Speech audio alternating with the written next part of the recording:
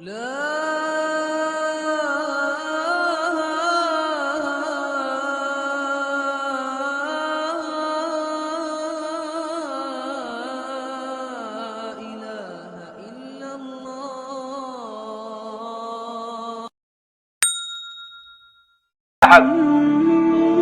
اکرم صلی اللہ علیہ وسلم کے ساتھ کھانا کھا رہے تھے.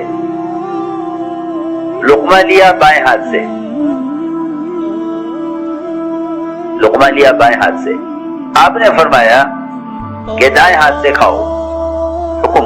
میری ضروری بات میں عرض کر رہا کہ بعض مرتبہ آدمی سوچتا ہے کہ مجھے سب کے سامنے کیوں ٹوک دیا، مجھے سب کے سامنے کیوں ٹوک دیا. یہ چیز اس کو اتنی ناقابل برداشت ہوتی ہے، یہ چیز اتنی ناقابل برداشت ہوتی ہے کہ اس وقت وہ اپنی حیثیت کو سنبھالنے کے لیے چھوٹا عذر کر دیتا ہے. دھیان سے بات سننا. چھوٹا عذر یہ عادت ہے لوگوں کی کہ اپنی حیثیت کو سنبھالنے کے لیے ایسا عذر پیش کرے گا کہ جس سے اس ٹوکنے والے کی بات غلط ہو جاوے. سنو میری بات، میں مثال دے رہا ہوں اس سے کہ آدمی حق بات کو قبول کرنے سے انکار کس وجہ سے کر دیتا ہے. آپ نے فرمایا کہ دائیں ہاتھ سے کھاؤ. انہوں نے یہ کہہ دیا کہ جی آپ مجھ سے کہہ رہے ہیں دائیں ہاتھ سے کھانے کے لیے، میرا دائیں ہاتھ اٹھتا نہیں ہے. یہ جواب دیا میرا دائیں ہاتھ اٹھتا نہیں ہے. یہ ایسا عذر ہے کہ ٹوکنے والا خاموش ہو جائے گا کہ اب کیا کیا جائے،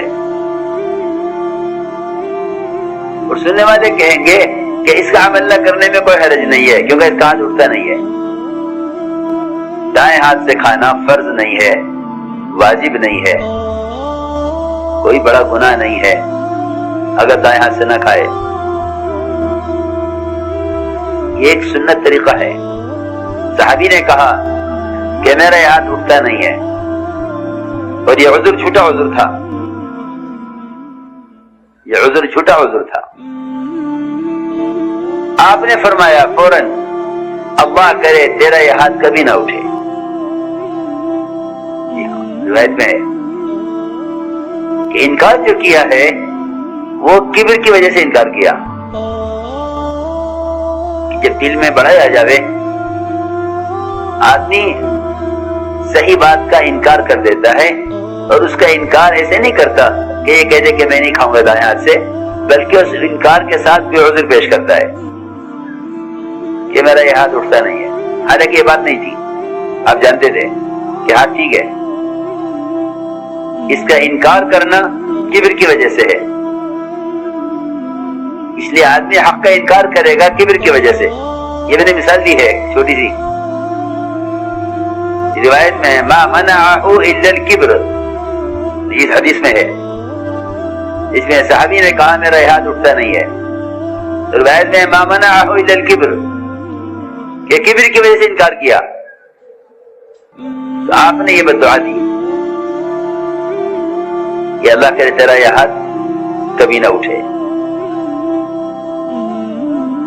تو ہم نے عرض کیا کہ اللہ کا حکم آیا ہے کہ آدم کو سجدہ کرو.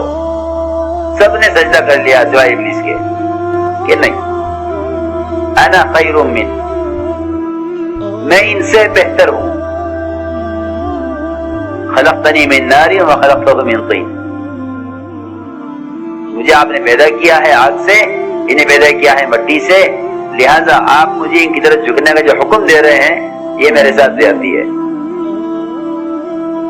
اللہ نے فرمایا نکل جاؤ. یہ مثال ہے، حیثیت کے خلاف حکم آیا، فرمایا نکل جاؤ. اگلا حکم آدم علیہ السلام کو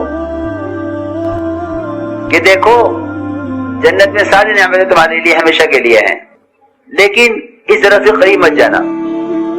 ابتلا ہے، یہ ابتلا ہے. سب کچھ کرو، جی ہاں، ہمیشہ رہو، نعمتوں میں ادھر سے قریب مت جانا. کیوں؟ یہ ہمارا حکم ہے لا تقربوا هذه الشجرة کہ ادھر قریب مت جانا. تو شیطان نے یہ کہا کہ آپ کو یہ روکا گیا ہے ادھر کے کھانے سے تاکہ آپ جنت میں ہمیشہ نہ رہ سکیں. یہ مشورہ دیا کہ آپ تاکہ ہمیشہ نہ رہیں جنت میں، اس لیے منع کیا ہے درخت کھانے سے، کیونکہ اس درخت کی خاصیت یہ ہے جو اس میں سے کھا لے گا اور جنت میں ہمیشہ رہے گا.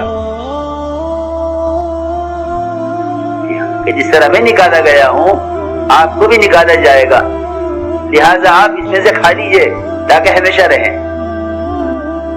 یہ بات ہے کہ یہ ایک اصولی بات ہے اور پرانی بات ہے کہ جو آدمی کسی خیر سے محروم کیا جائے گا وہ دوسروں کو خیر سے محروم کرنے میں پوری طاقت لگا دے گا. سوچو،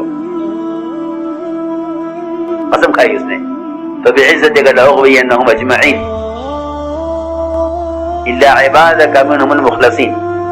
یہ بھی بات بھی ہے کہ جو لوگ حق کے لیے اپنے آپ کو اللہ کے یہاں منتخب کرا لیتے ہیں ان پر شیطان کا بس نہیں چلتا، اور ایمان والوں پر بھی شیطان کا بس نہیں چلتا. یہ بھی قرآن میں ہے کہ ایمان والوں پر شیطان کا بس نہیں چلتا.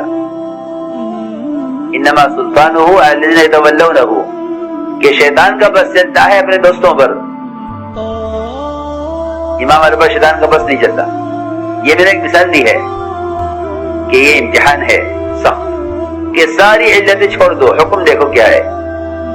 سب علتیں چھوڑو، حکم دیکھو کیا ہے. آدم علیہ السلام نے اس درخت سے کھا لیا تو اللہ نے فوراً نیچے اتار دیا. فرق یہ ہے سنو کہ آدم علیہ السلام نے وہاں سے نکل کر توبہ کر لی. ایک ہوتا ہے غلطی پر اصرار کرنا،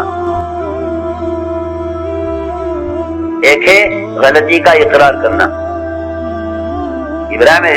آدم علیہ السلام نے غلطی کا اقرار کر لیا، اعتراف کر لیا، اصرار نہیں کیا.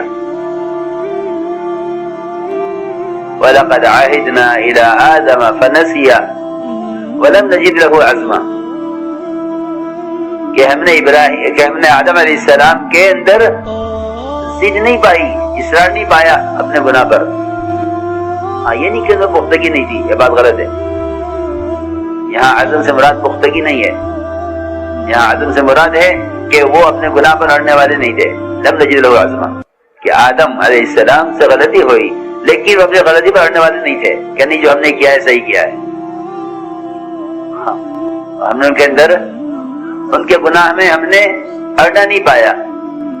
شیطان نے کہا کہ نہیں میری بات صحیح ہے، وہ اڑ گیا، وہ محروم ہو گیا.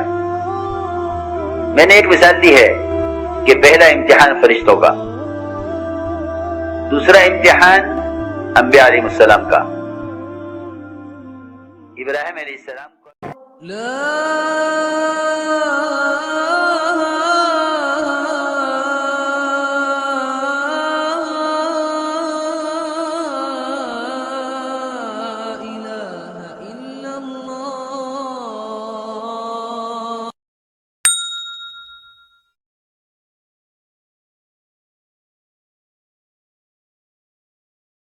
اللہ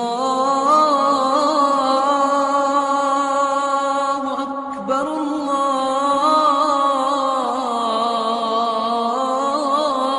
اللہ اکبر اللہ